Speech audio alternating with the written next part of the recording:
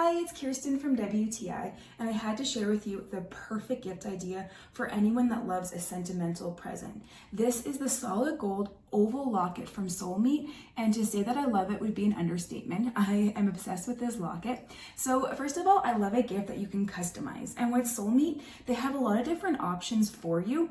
So you could add text or a couple graphic options to your locket. I chose to keep it plain as I like that look better, but you can definitely customize it to the person you're giving it to.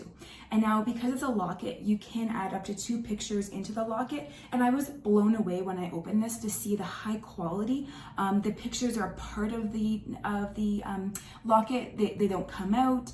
I just love that amazing quality. I think that these pictures, like my husband and I on vacation and our dog, they're memories I'm going to cherish forever. So whoever you gift this to, they can hold those memories, these people close to their heart always. I also love the fact that this necklace comes with some accessories. It comes with a guitar pick that really helps you open the locket. Even though the hinges, everything is really well made, the locket doesn't come open on its own. It's really highly constructed.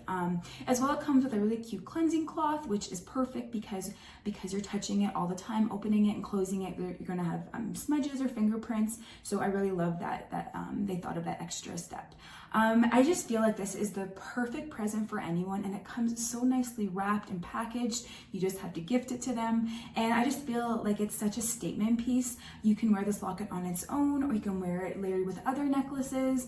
I just feel it's such a classy antique look that will never go out of style. You can't go wrong with a locket. So definitely treat yourself or treat that special person in your life, customize it, make it special. They are going to love it. But that's just my point of view.